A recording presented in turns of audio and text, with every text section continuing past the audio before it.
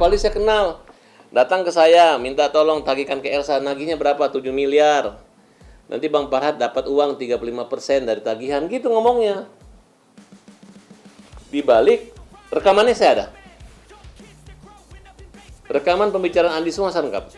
Dan saya anggap dia adalah orang yang jahat, yang egois, yang hanya untuk kepentingan diri sendiri, tapi mengatasnamakan member-member lainnya. Farhad itu menjanjikan ke rekening saya, tapi saya nggak mau harus rekening langsung. Siapa yang ngomong gitu? Itu ngomong dia sendiri, berhalusinasi. Ya, jadi jangan percaya, nggak pernah saya ngomong dia kayak begitu. Jangan dibalik-balik. Farhad pernah, memang dia pernah ke sini. Karena dia bilang saya terima 30 miliar tunai cash. Klarifikasi, mana buktinya? Ada. Bukan transfer ke saya, ke Elsa Sarip. Justru saya ingatkan dia. Keluar Farhad berjanji akan mentransfer langsung ke saya. Ngarang.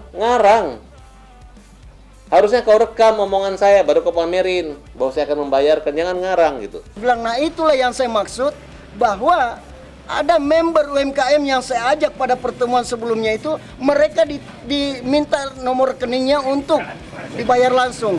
Nah inilah dasarnya kenapa ya para UMKM datang secara antri, ya bukan saya yang mengajak mereka, tapi mereka tahu bahwa sudah ada di antara mereka itu diajak oleh Farhad dan ingin dibayarkan. Bahkan pada saat mau pembayarannya itu nomor rekening saya diminta, tapi saya bilang stop, jangan melalui rekening saya. Kalau rekening saya boleh, tapi harus ya semua yang memang berharap dalam hal ini tolong dikondisikan.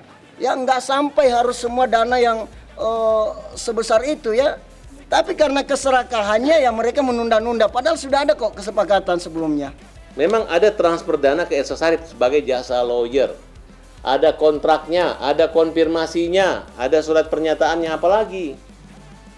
Hanya kekerasan hati dan kepala dan keberanian si Andi berani datang di sini. Ini anak ibu-ibu nggak ada uang disodor-sodorin seperti itu buat apa? Kalian nggak mengerti. Terus kalau kalian begitu terus saya malu? Enggak lah, gue nggak malu.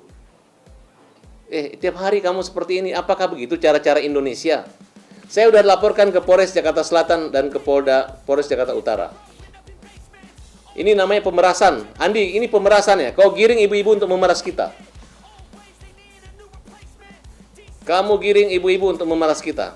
Tidak baik. Hanya kita aja nggak mau berantem. Karena kalian bawa ibu-ibu, anak kecil. Ya, tidak bagus itikatnya.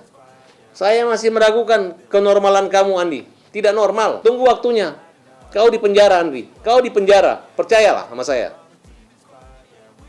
Dan lama-lama ketika klien ini pada sadar bahwa uang menagih itu bukan kepada Elsa Sarip atau kepada Vidi atau kepada Farhad, tapi kepada perusahaan PT, baru menyadari kamu yang menghalangi mereka untuk menagih kepada orang itu.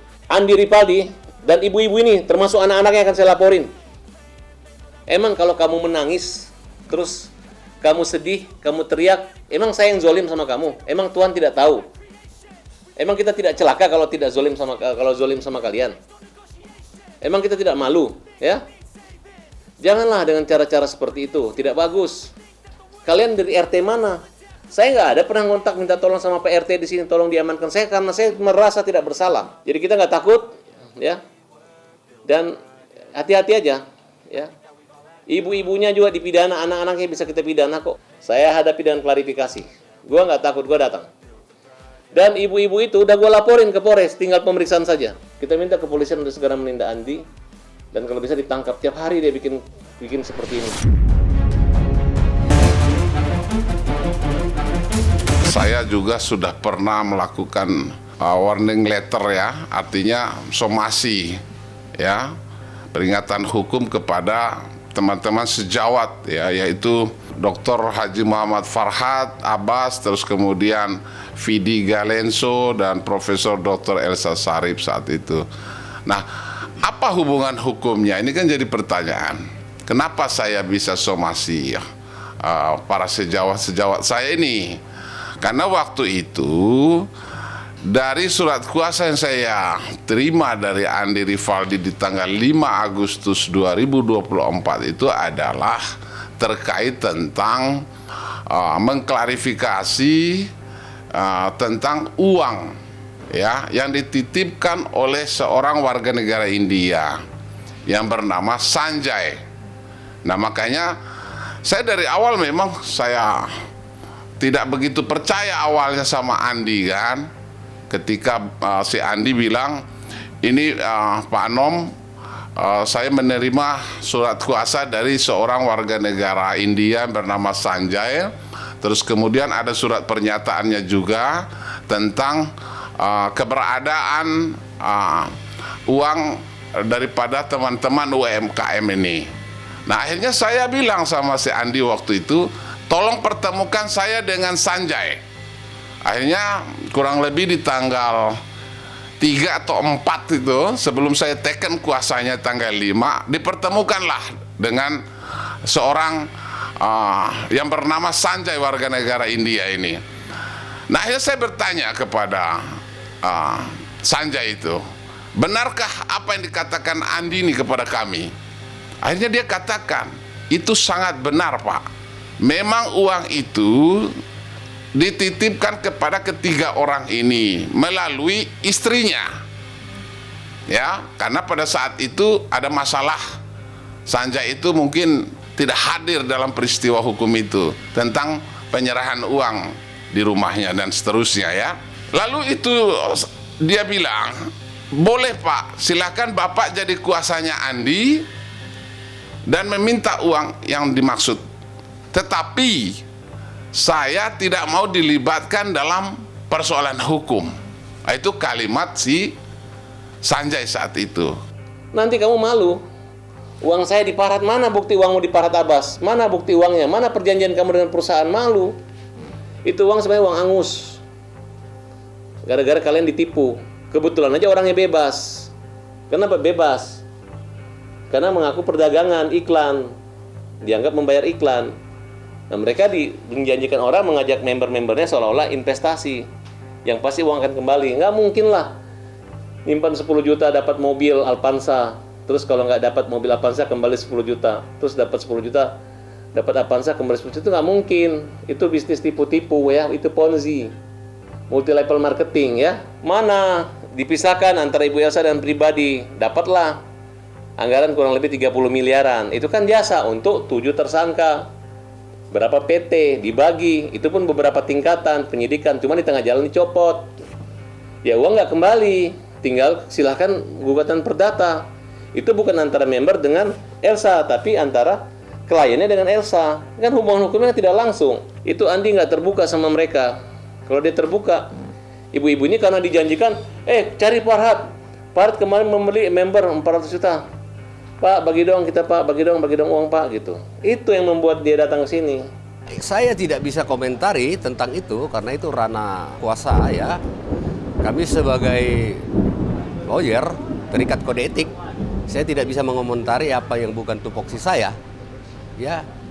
Cuman kalau memang itu ada, silakan pemilik uang tersebut kejarlah. Jangan cuma basa-basi, ente keluarlah. Itu saja. Jangan juga fitnah kepada yang dititipkan tadi. Jangan sampai muncul persoalan baru gitu loh. Apalagi uang itu fantastik loh. Puluhan miliar. Yang saya lihat data-data itu 55 miliar. Wow, buat saya itu. Wow, gitu loh. Itu aja, saya pikir silakan aja saling membuktikan. Kalau memang itu ada sifatnya titipan benar, silakan tuntut secara hukum. Bahkan itu bisa pidana kalau tidak dikembalikan. Tapi tentu ada tata caranya ya. Jangan sembarang. Ada nuding-nuding doang mah nggak bisa. Nah, nanti tinggal dilihat apakah itu titipin atau lawyer fee, kan kita nggak tahu. Apakah sukses fee, kita nggak paham nih. Ini masih gelap, kita masih buta. Biar mereka yang tahu. Tetapi kalau memang ada titipan tidak dikembalikan, itu namanya udah jelas perbuatan pidana.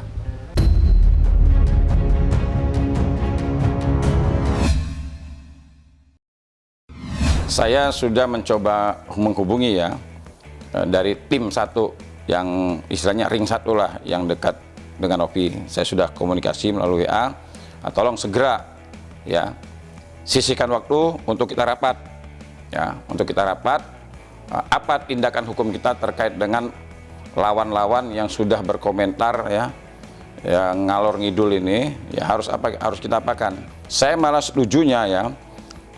Ini kan Wawa ini kan saya lihat dalam beberapa komentar-komentar dia kan seperti seolah-olah merasa bahwa tidak ada masalah terkait dengan penggunaan uang tersebut. Nah, harusnya idealnya ya kita ini kasih somasi kepada pihak-pihak yang sudah menggunakan uang ini, apa pertanggungjawaban terhadap uang yang mereka gunakan ini. Ya kan, ini kan uang donasi, tapi sudah bisa kita pastikan mengalir dana ke Wawa melalui anaknya itu kan, 90 juta sekian itu.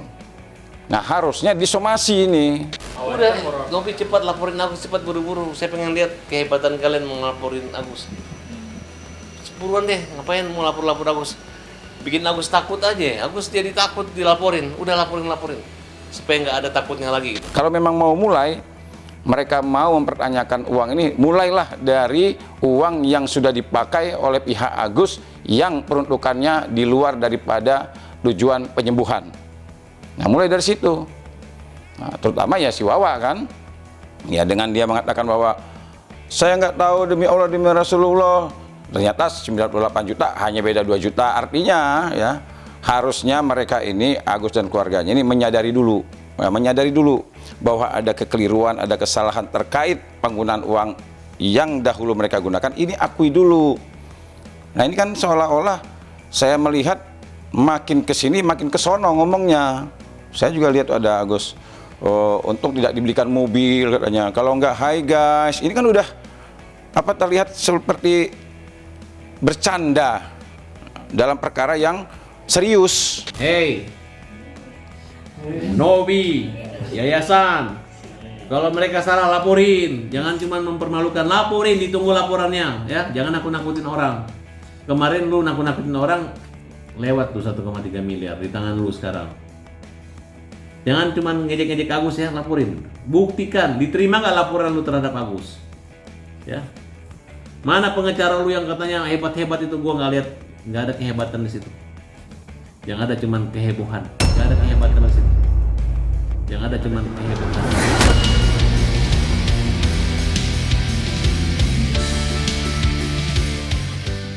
Apa yang diucapkan oleh Agus dan keluarganya, menurut saya ini perlu kita stop. Satu-satunya jalan adalah dengan tindakan hukum. Nah, tapi saya kembalikan lagi kepada klien kita, Novi. Kami sudah merumuskan perbuatan-perbuatan apa saja, baik itu dilakukan oleh Agus maupun para lawyernya. Tapi lagi-lagi beberapa hari terakhir Novi masih memiliki sikap untuk tetap fokus pada kegiatan-kegiatan kemanusiaan, apalagi ada korban lain juga yang berkaitan dengan mata yang sedang meminta pertolongan dari Yayasan Bandung.